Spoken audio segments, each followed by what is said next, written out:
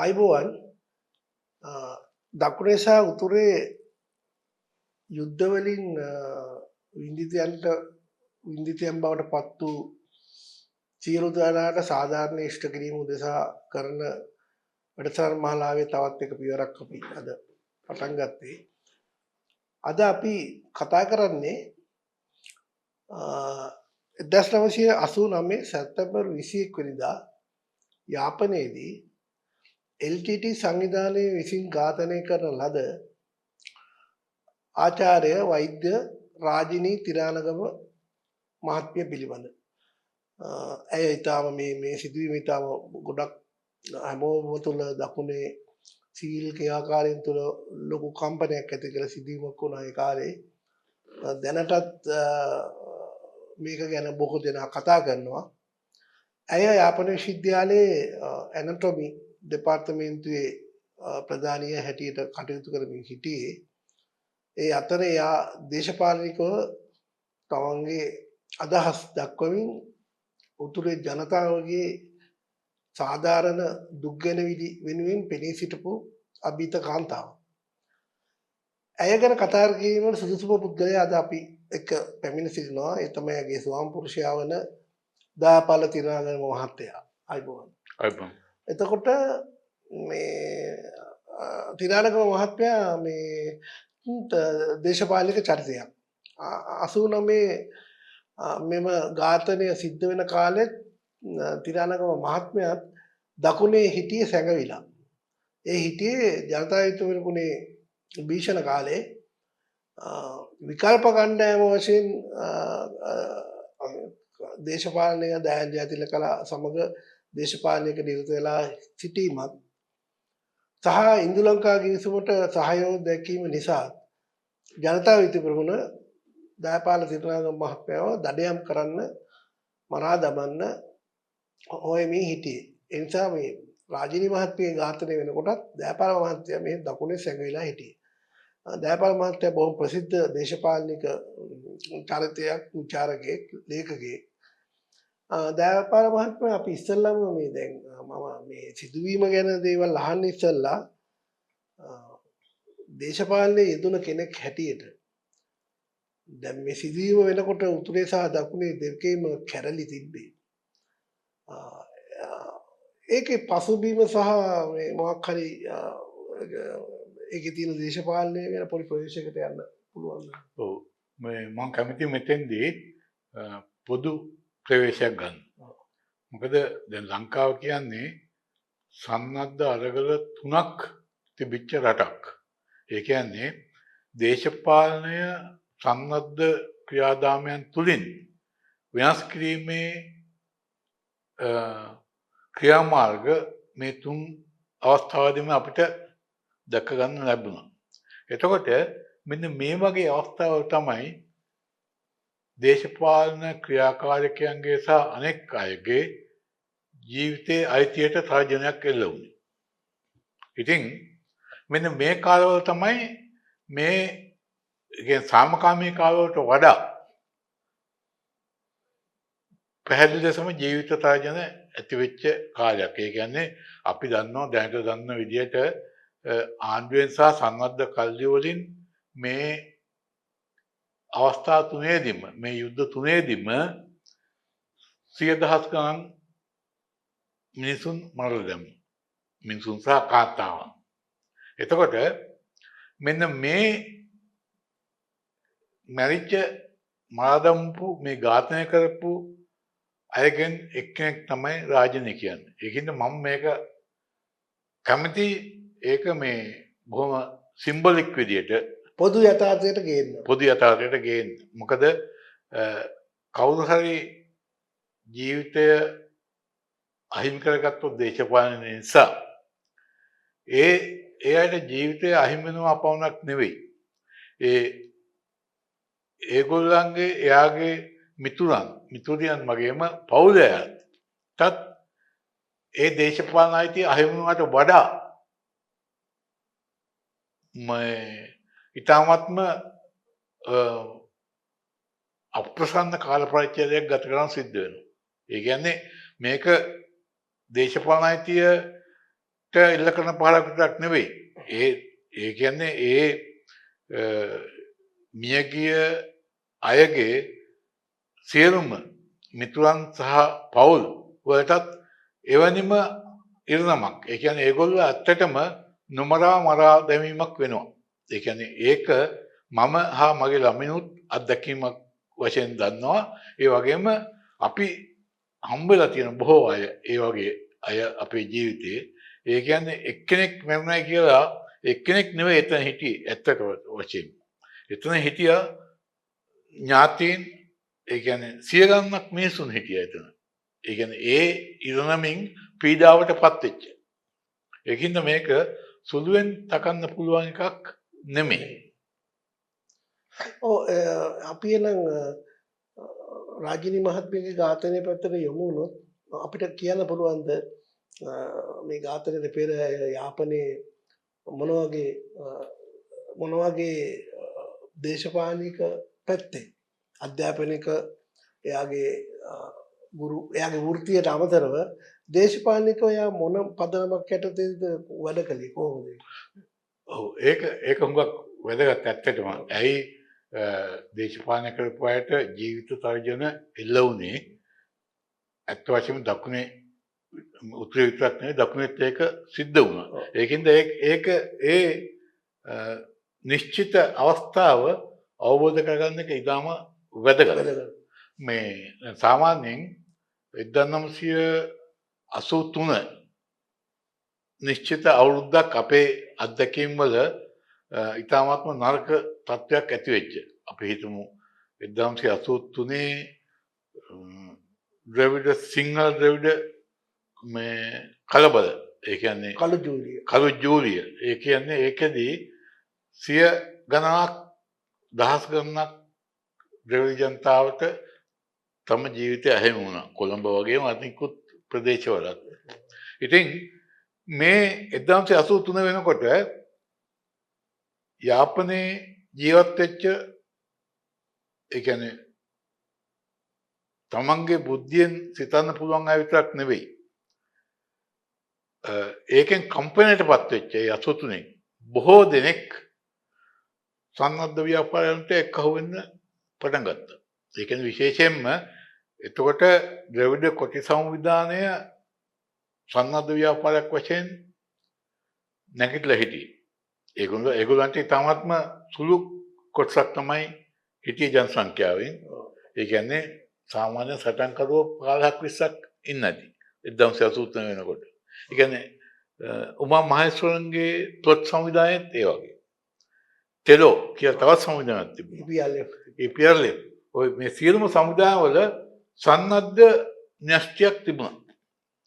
ඉතින් ඇත්තටම මෙතෙන්දී ලොකු වැරද්දක් සිද්ධ වුණා එක පැත්තකින්. මොකද මේ සන්නද්ධ කණ්ඩායම් හැම එකක්ම කල්පනා කරේ තමන්ගේ දේශපාලන හා සදාචාරමය ආධිපත්‍ය සන්නද්ධ ක්‍රියාවලින් ගොඩනගන්න. ඒක වැරදි. ඒ කියන්නේ ඒකම නෙවෙයි අපි මිනිස්සුන්ගේ කැමැත්ත සහ ඊට පස්සේ අර සන්නද්ධ ක්‍රියාවන්ට අවතීර්ණ වීමේ ඉඩ කඩ හදා ගන්න ඕන එතනින්. එහෙම දෙයක් නෙමෙයි සිද්ධ වුණේ.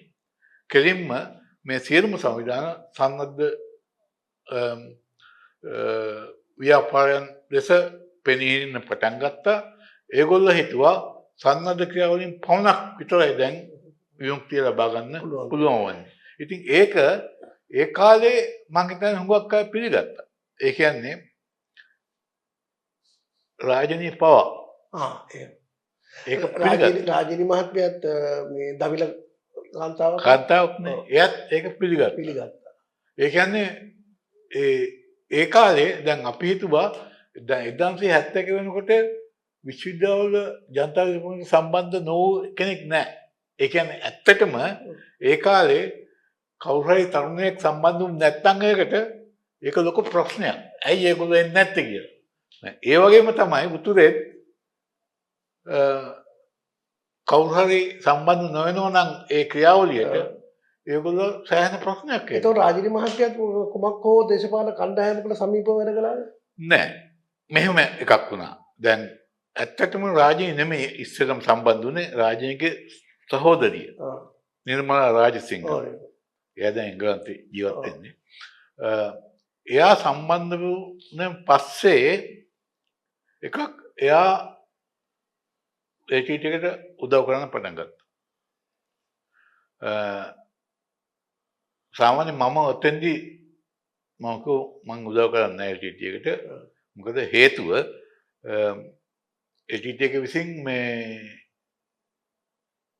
අනිකුත් සංවිධාන වල අය ඝාතනය කිරීම ආරම්භ කළා ඇති උනේ ඒක. මම කිව්වා එහෙම සංවිධානවලට මම බැඳෙන්නේ නැහැ. මම ඒක ප්‍රතික්ෂේප කළා. රාජනීත් බැඳුනේ නැහැ. නමුත් මෙහෙම තත්ත්වයක් ඇති වුණා. ඒ කියන්නේ එක අවස්ථාවක ATT කණ්ඩායමේ සමහර කාර්යවලු සටන් කළා තුවාල වෙලා ආපු වෙලාවක රාජනීයට ඒගොල්ලන්ට බෙහෙත් කරා.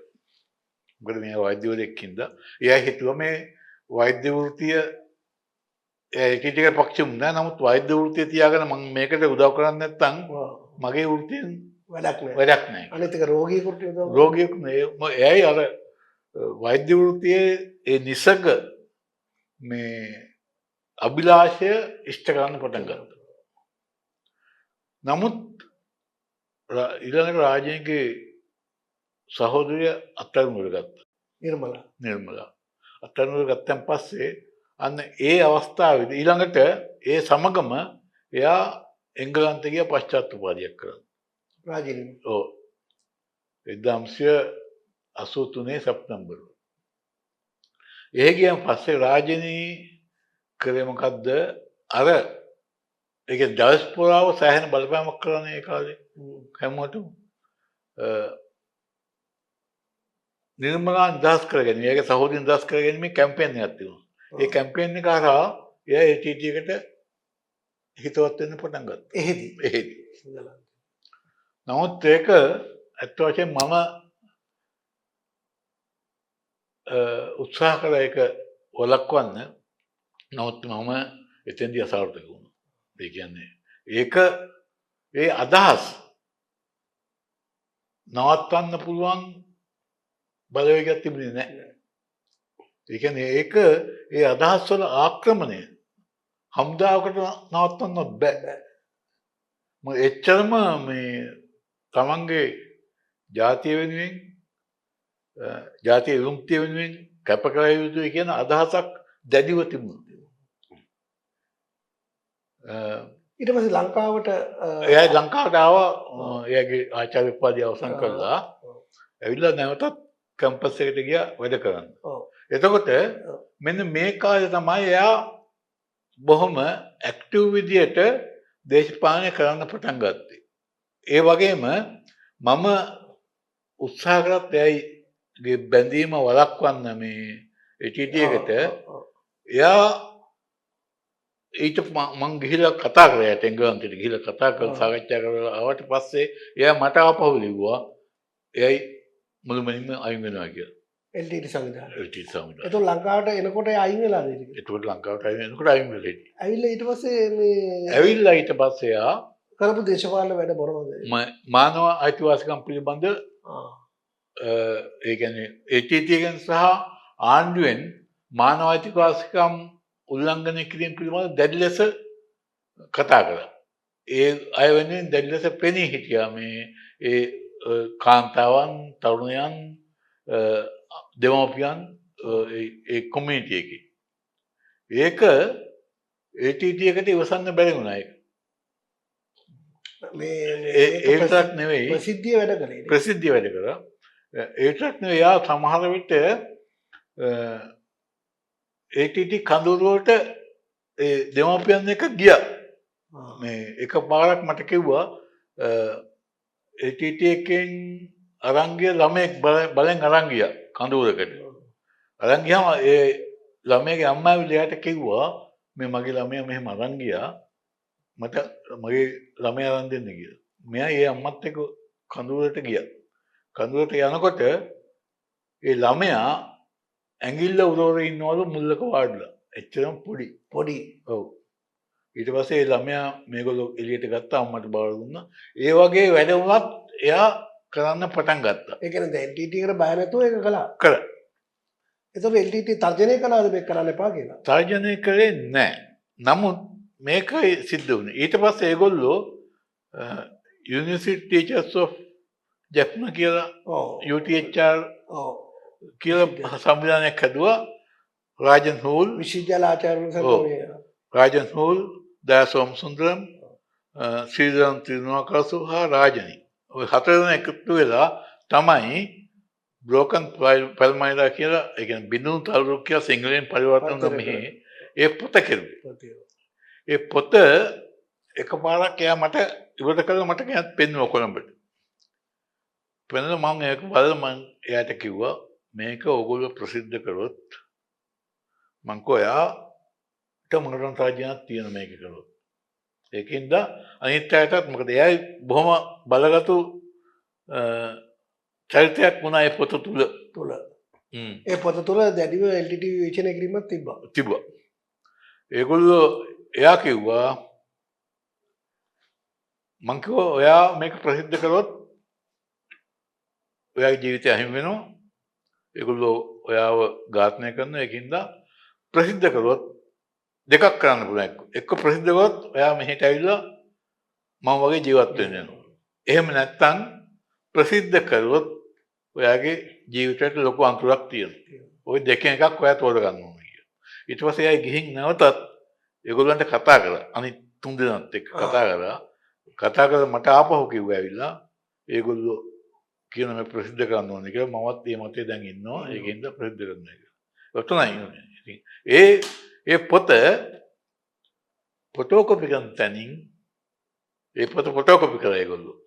ඒකේ ෆොටෝකොපි කරපු මිනිස්සයා LTT එකට එකකින් කොපියක් යවුවා.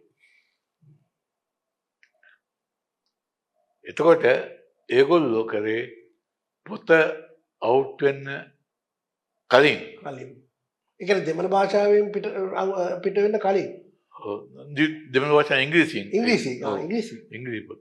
ඒක කියවපු ගමන් ඒගොල්ලෝ දැනගත්තා මේක ඉතාමත්ම භයානක දෙයක් ඒගොල්ලන්ට අවාසිදායකයි. නමුත් ඒකේ ආණ්ඩුවේ මානවාධිකාරකම් උල්ලංඝනය කිරීම විතරක් නෙමෙයි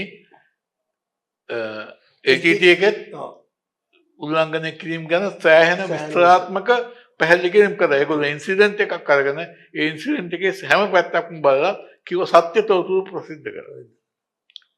ඒක සාමාන්‍යයෙන් මේ ඇම්නස්ටි ඉන්ටර්නැෂනල් වගේ ජාත්‍යන්තර මානව සංවිධාන වල නිර්දේශයන්ට අනුව තමයි ඒ ඉදිරිපත් කිරීම කරන්නේ.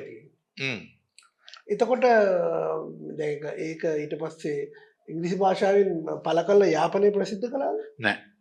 යාපනයේ කොහෙවත් ප්‍රසිද්ධ කරන්න කලින් තමයි ඒගොල්ලෝ රාජ්‍යව ඝාතනය කළේ. එතකොට ඒ කියන්නේ දැන් ඕක පළ කරන්න එපා කියලා පරිවිඩයක් එවුවද? ඔව්. ඔය පණිවිඩයේ ඒක ගැන මට ස්ථිරම කියන්න බෑ. නමුත් තර්ජනයක් කළාද? තර්ජනය ඒගොල්ලන් දැනුණා සෑහෙන්න ඒක. ඒ වගේ දෙයක් ඒගොල්ලෝ කරයි කියලා.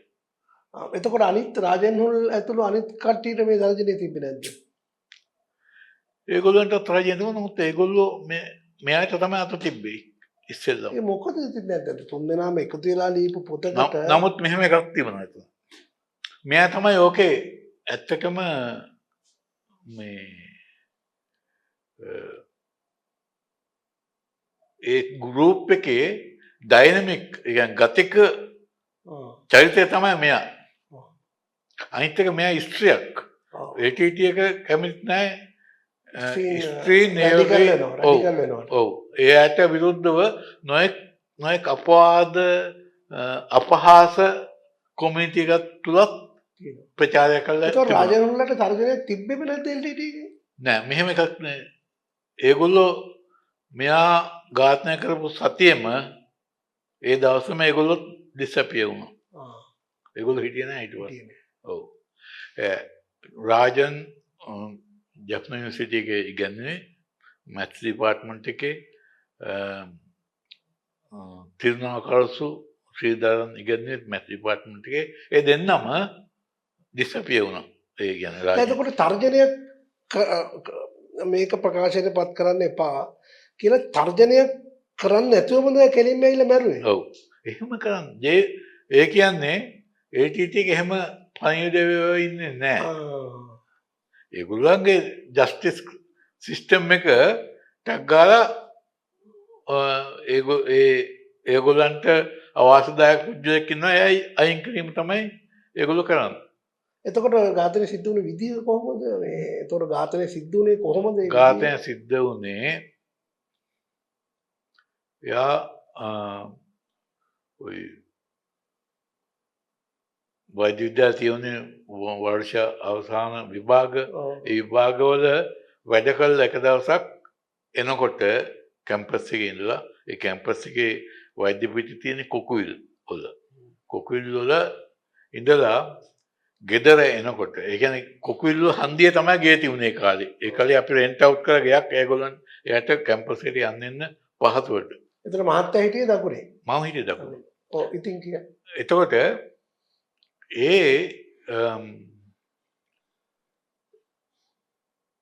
එදා හැන්දෑවේ කියන්නේ 1989 සැප්තැම්බර් 21 වෙනිදා හැන්දෑවේ 5ට විතර ගෙදර එනකොට විශ්වවිද්‍යාලේ වැඩිවරු කළා තෝකුකාරයෝ දෙන්නෙක් ආව පස්සේ කියලා රාජිනී කියලා කතා කරලා කතා කරාම එයා බැලුවා ඒගොල්ලන්ගේ පැත්ත බලනකොට මේ පිස්ටල් එක එයාගේ ඔළුවට තියාගත්තා. තියාගෙන හිටියේ. ඉතින් මෙයා ඇත්තටම එතකොට මේ මහමග පයින් එනකොට මහමග නෑ එයා බයිසිකල් එකකින් ආවේ. බයික්. ඔව් බයික් එකෙන් බැහැලා ඔව්. එතකොට එයා විද්‍යාන්තකට එයා රාජින් අත් දෙක මෙහෙම තියලා නල්ල තියාගත්ත අත් දෙක.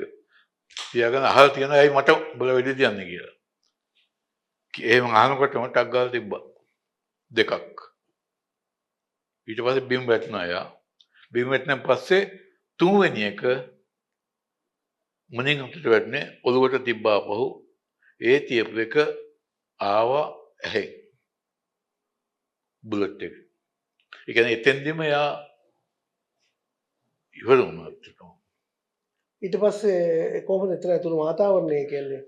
ඒගොල්ලෝ දෙන්න ගියා යන්න.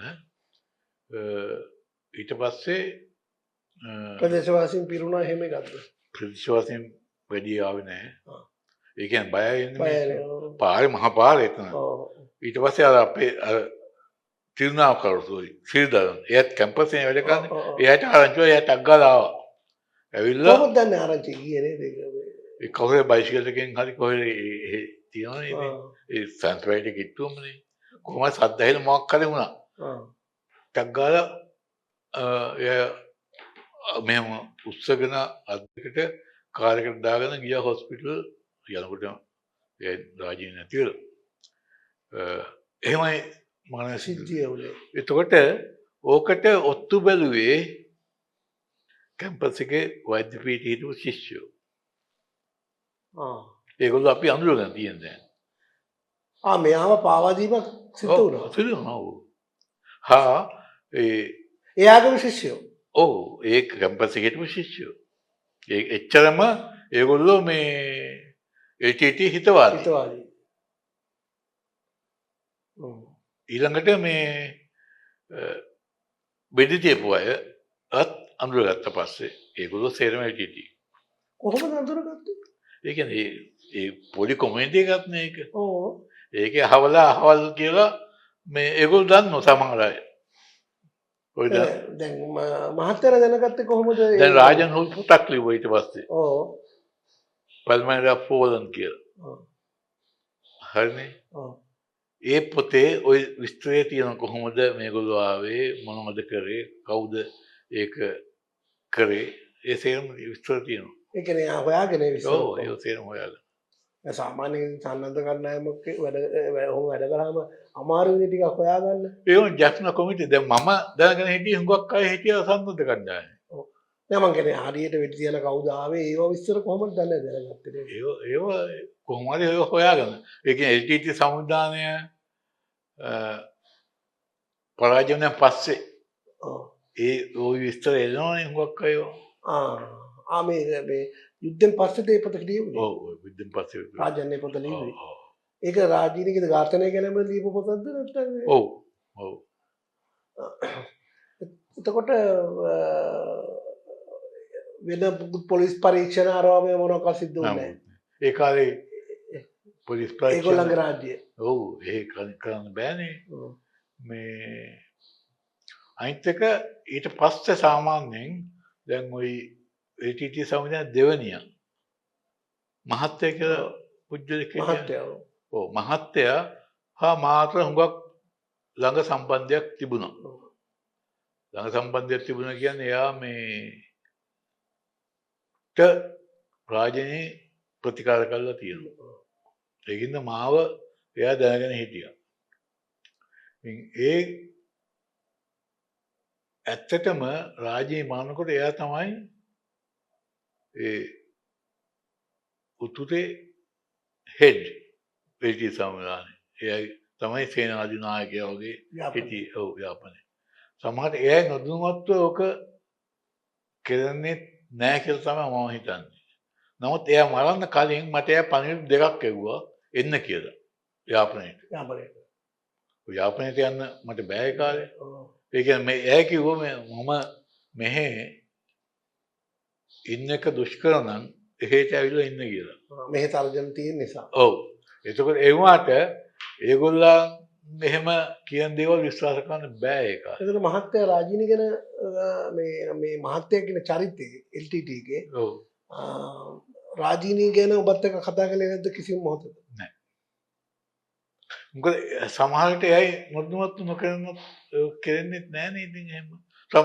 එහෙම සැබෑ LTT එක බොහොම වෙනස් විදියට හැසිරෙන සංවිධානයක්. ඔය සියලුන්ටම කියලා ඔක කරන්නේ නැහනේ. ඒක දැන් ප්‍රවාහන්ට හා ඒක හිටපු අනිත් අයට නායකයන්ට ඕන නම් කෙලින්ම වෙදිකාරයක් යන්න පුළුවන් අහවලට දෙන්න කියලා. එතකොට මේ මහත්තයා ඔබත් එක්ක මරණේ ඔය ඝාතනයෙන් පස්සේ ඔබත් එක්ක කතා කළෙත් නෑ.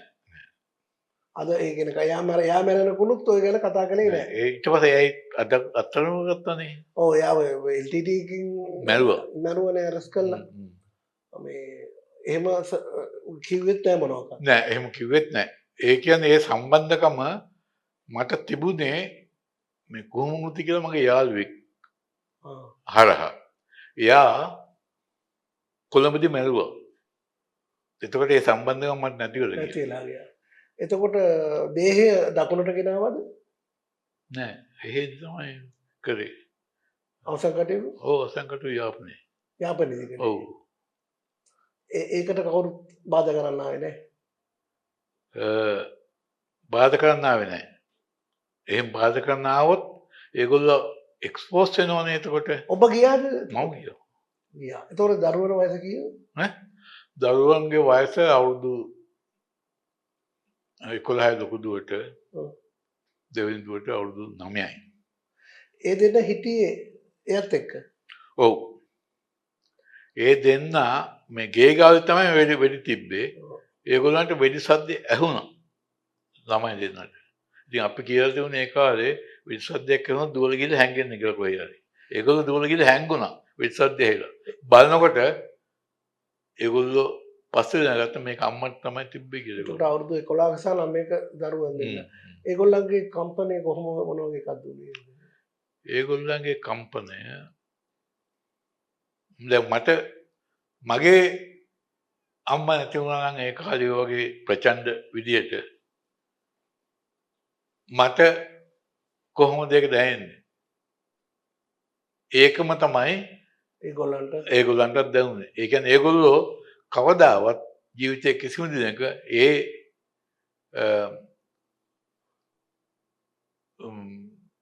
තමන්ගේ අම්මගේ මරණයෙන් ඇතිවෙච්ච කම්පනය සහ පීඩාවෙන් මිදුනේ නැහැ. අද පවා නැහැ. ඒක තමයි මේ දේශපාලන අයිතිය ජීවත් වීමේ අයිතිය දේශපාලන වශයෙන් අහිමි කරනකොට ඒ මියගිය එක්කෙනා විතරක් නෙවෙයි වින්දිතයෝ. වින්දිතයන්ට ඊට වඩා බලපෑමක් තියෙන මුළු ජීවිත කාලෙම.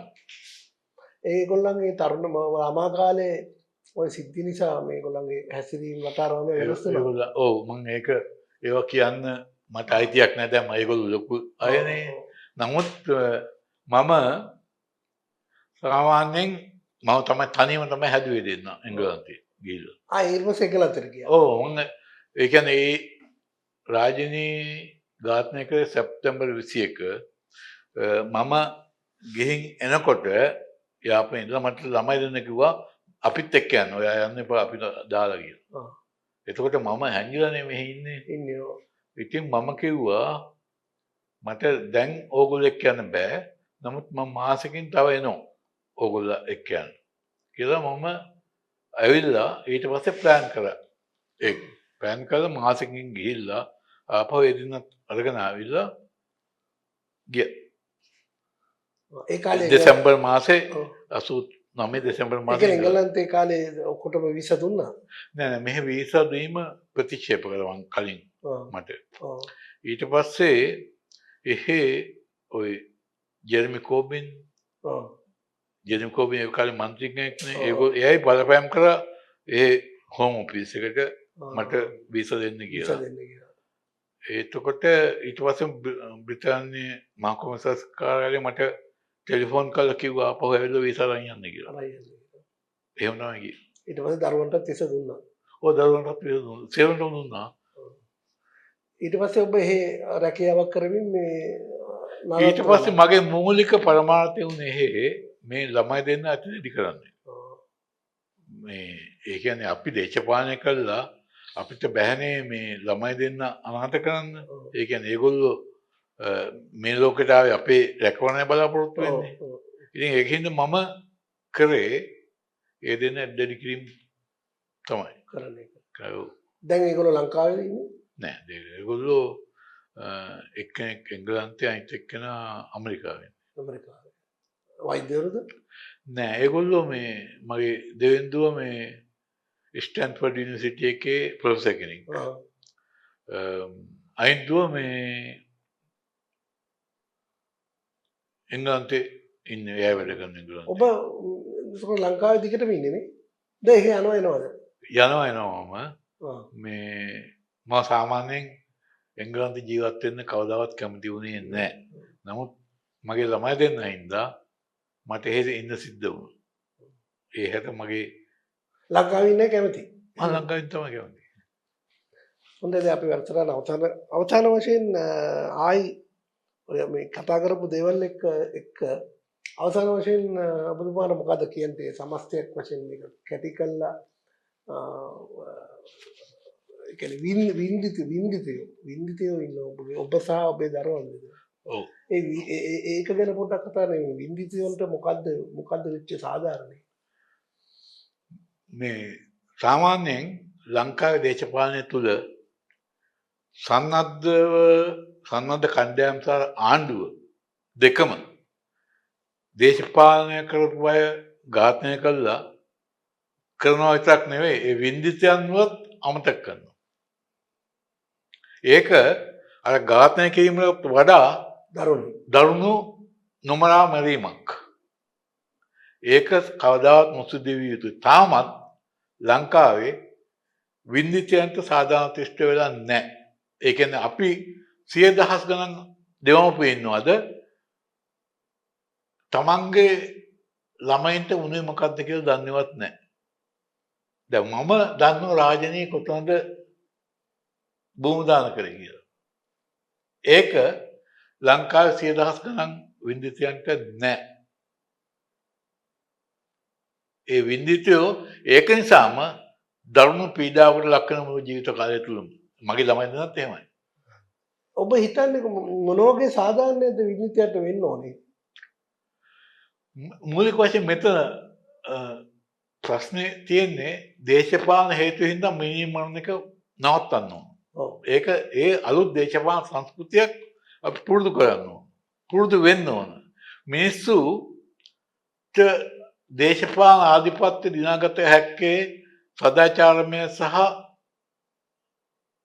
ප්‍රචණ්ඩකාරී නොවන ක්‍රියාමාර්ග වලින් තමයි.